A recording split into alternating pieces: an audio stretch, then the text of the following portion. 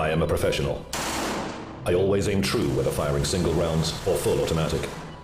I know neither fatigue nor failure. I would take pride in my work, but for one thing.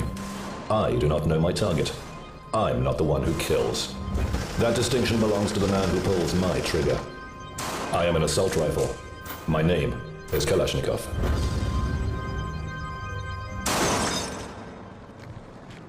Somewhere near Moscow, a group of elite soldiers from Russia's Interior Ministry are about to start an all-day exercise.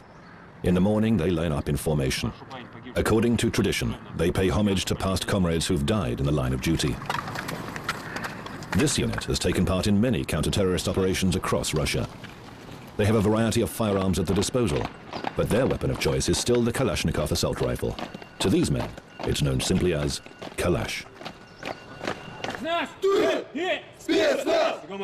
These soldiers will endure a course of special training lasting almost until dusk. It's regular procedure for new modifications to the Kalashnikov assault rifle to be tested in such units. It would be hard to imagine a tougher testing ground for any new gun. One rifle from every batch is thoroughly scrutinized before being sent to units in the field. In truth, it's more like torture than a scientific trial. The rifle's designer, Mikhail Kalashnikov, once recalled that when he realized his first model was to be subjected to a severe test, he looked away. He couldn't bear to see it with his own eyes. Testing a new variant of the Kalashnikov goes through 7 stages. First, the gun is placed into what's known as the dust chamber, where the room is filled with sand.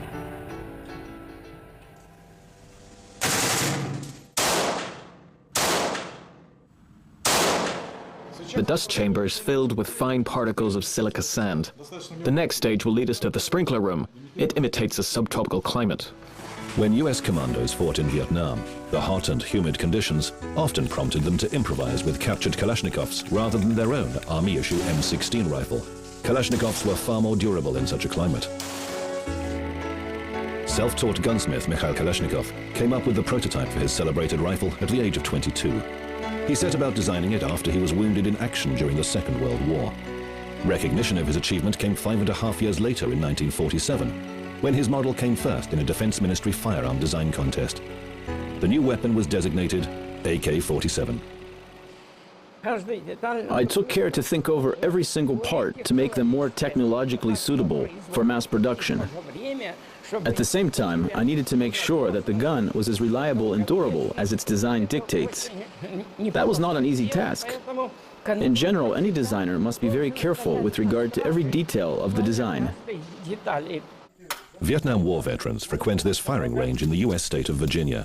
It was here in the 1990s, after the end of the Cold War, that the AK-47's designers met their American M16 counterparts. Following the gathering, Mikhail Kalashnikov put his signature on one of the rifles belonging to the club. This is Russian ammunition, by the way, so I'm sure it'll work well. General Kalashnikov autographed this piece, so this is quite a rare piece, and when we shoot it, everybody will have on white gloves because we don't want to smear the signature on.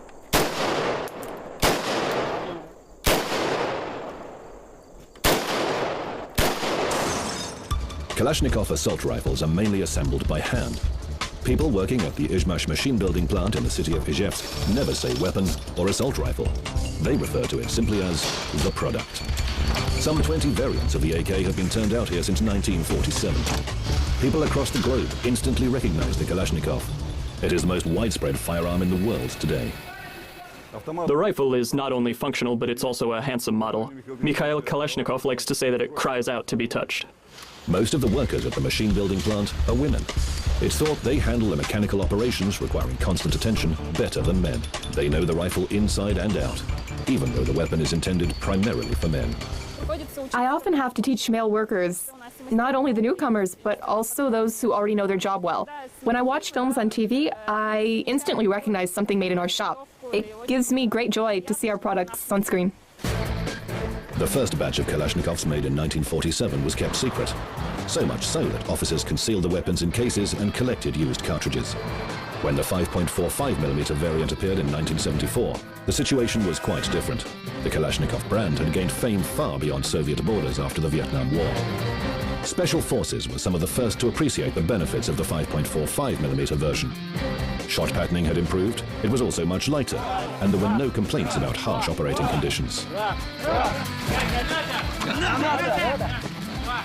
Even though the Kalashnikov rifle is much more reliable than the M16, its designer earned far less from his creation than his American counterpart, Eugene Stoner. They came from completely different socioeconomic and political backgrounds. In Russia, Kalashnikov was honored as a national hero, a regional icon, but received no compensation. Stoner received $1 a rifle for a royalty. Of course, they sold millions of them. And so, in the United States, few people know who Stoner is, although he became wealthy from this. In Russia, many people know him, but he didn't become wealthy for it. Different approaches, different societies, different values. Разборки оружия. Приступить. New recruits at Russian military schools are required to learn how to strip down the Kalashnikov in 15 seconds. Then, within the same time limit, the gun must be reassembled and ready to fire. This is a reliable weapon. It's a personal weapon that all students must have a good knowledge of, down to the smallest part. Sometimes they even have to take it apart and reassemble it and clean it while they are blindfolded. Cadets who have successfully passed initial tests take an oath of allegiance. The ritual goes back to the mid-17th century, and since the 1950s, it's featured full dress uniform and a Kalashnikov. I, Cadet Ignatiev, do hereby swear allegiance to my country. After taking the oath, cadets are duty-bound to use their weapon to protect Russia's interests.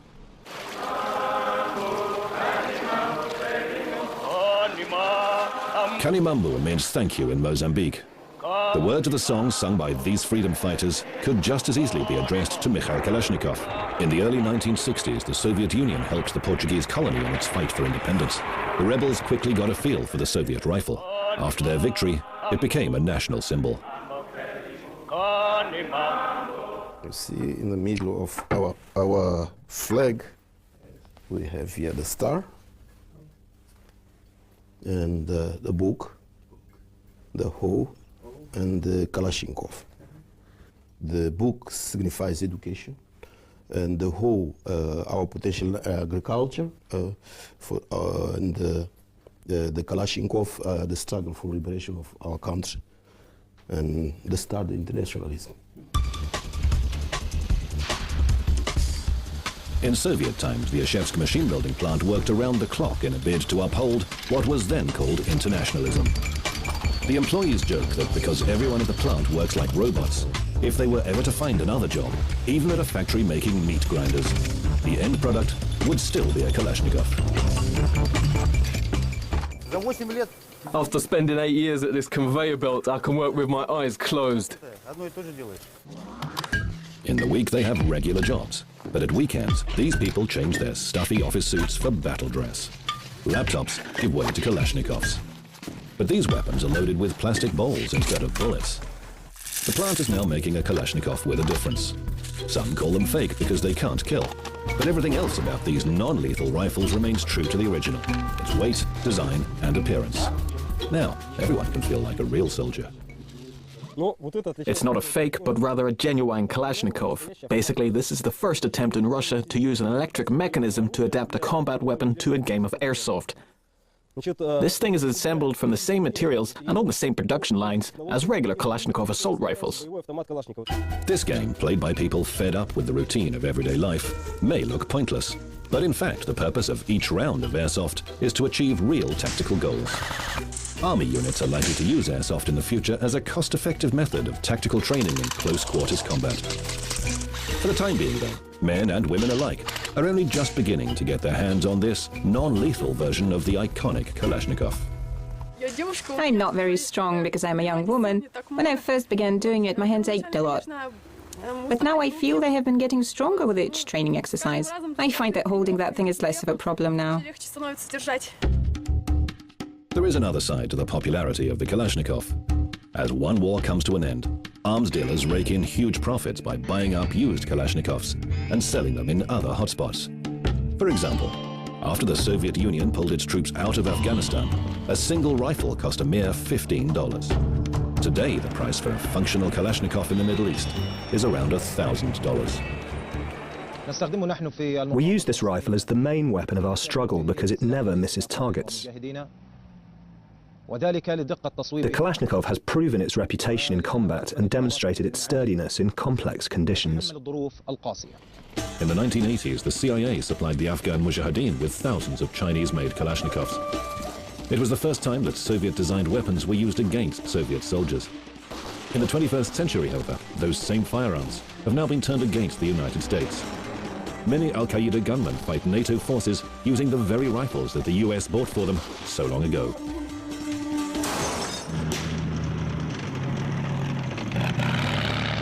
Cadets at Russian military schools are undergoing weapons training on a tank range. Mikhail Kalashnikov himself began his military service in Russia's armored division. Before the AK47, his first inventions were related to armored vehicles, but they could not be implemented because of the onset of World War II.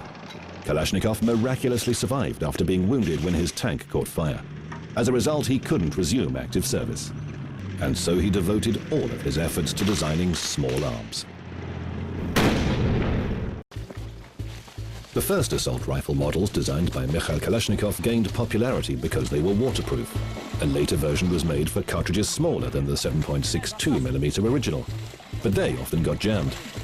Although Kalashnikov received no formal education in engineering either before or after that time, it didn't take him long to resolve a problem that many of his colleagues had been unable to cope with.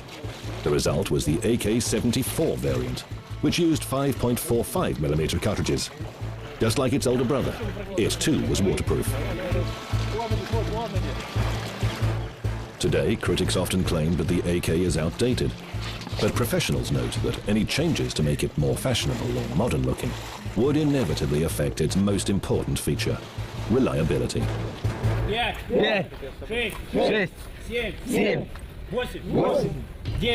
These soldiers are all set for another exercise that could earn them the right to wear the Crimson Beret, the distinguishing sign that marks them out as soldiers belonging to an elite squad.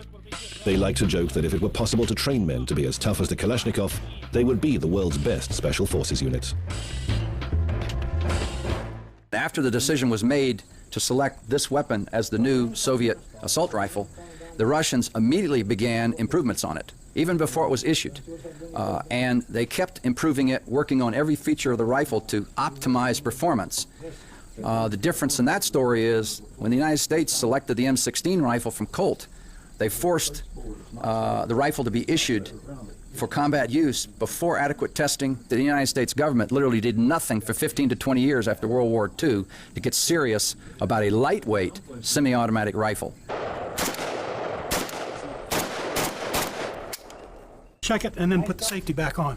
The impact, and we were shooting at 25 yards, the bullet is not fast, but it's a heavy pounding bullet, very effective. Anton Kalmikov is a specialist in ballistics. He is skeptical of the superiority of the iconic brand. He even claims that somebody other than Kalashnikov designed the celebrated assault rifle. He alleges that Kalashnikov borrowed the concept from a German designer, Hugo Schmeisser. At the end of the war, Schmeisser designed the fairly effective STG-44 assault rifle. And it is true that Kalashnikov's design does resemble the German variant. Schmeisser and other German specialists contributed to the development of the new product. The Germans and some Soviet inventors worked on it together. Claiming that it was made by some ordinary sergeant is utterly preposterous. Mikhail Kalashnikov worked at the Ishevsk plant since 1949. He and his colleagues have heard these accusations before. Claims that the young designer took advice from Schmeisser have been denied so many times, they think further debate is pointless.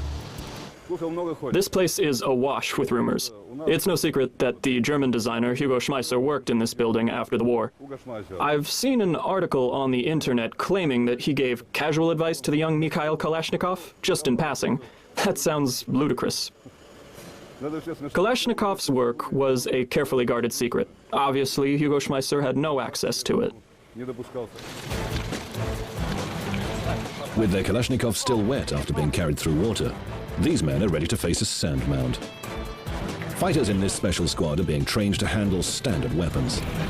The brand new AK-12 model will be tried out in exactly the same conditions and then sent on to Russia's army and police force.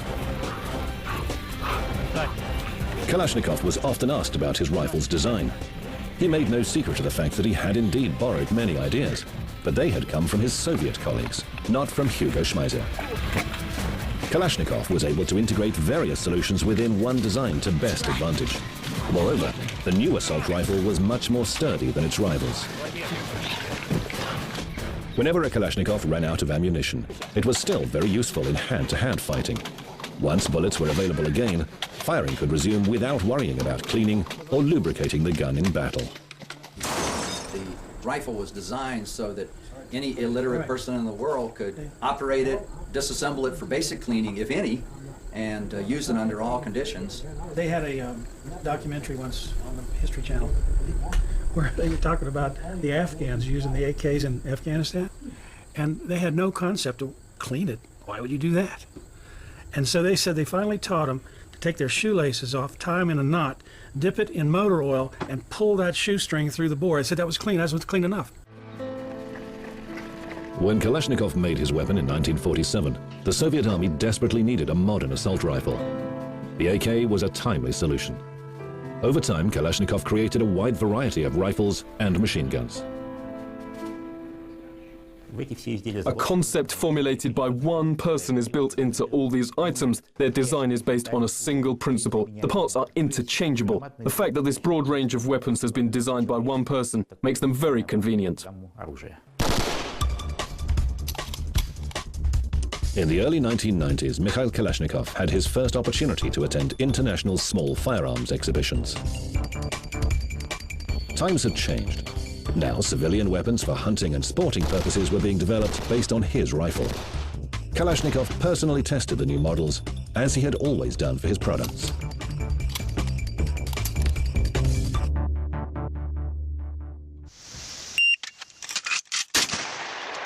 The Saiga, a semi-automatic shotgun based on the Kalashnikov, takes less than a couple of seconds to be ready to fire. The United States, formerly a potential adversary, has been one of the most active customers for the Russian-made Saiga. The Americans have compared their firearm to our Saiga 12. The design of this shotgun is based on the Kalashnikov assault rifle. As it turns out, the Saiga 12 is a more attractive weapon. It's more powerful and capable of more effective rapid fire. The Americans had to swallow their pride. Earlier this year, our plant signed contracts with the Americans for thousands of Saiga 12 units to be supplied to their police force. All Kalashnikov models are assembled in the same shop and go through the same quality control tests before being shipped to a customer. We're entering the freezer now to pick up the assault rifle. It's been exposed to temperatures of up to minus 50 degrees Celsius for nearly an hour.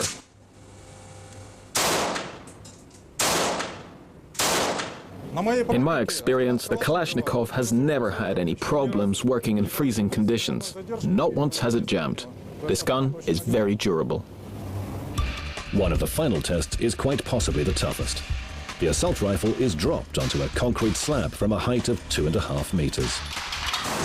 We're at the same firing range where Mr. Kalashnikov and Stoner met in May of 1990. They were talking about durability of the weapons and what kind of tests they had to go through to make sure they were durable enough to withstand battlefield conditions.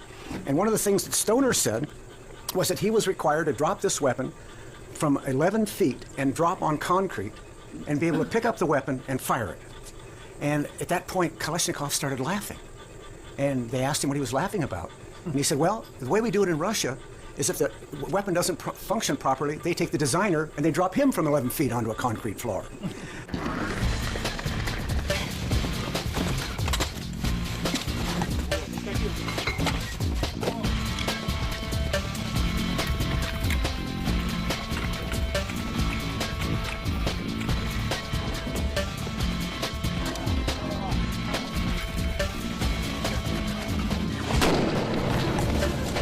Yet another key feature of the Kalashnikov is that almost anyone can use it, allowing it to hold its ground for more than 60 years.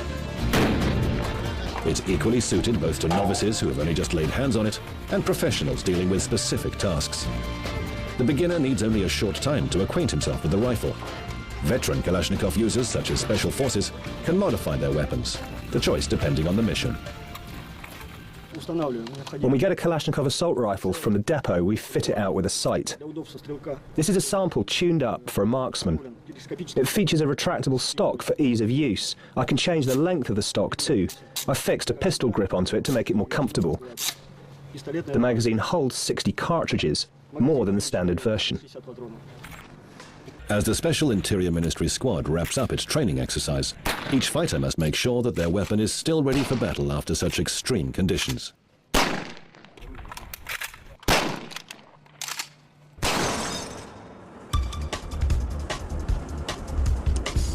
Meanwhile, the workday at the Izhevsk machine building plant is drawing to a close.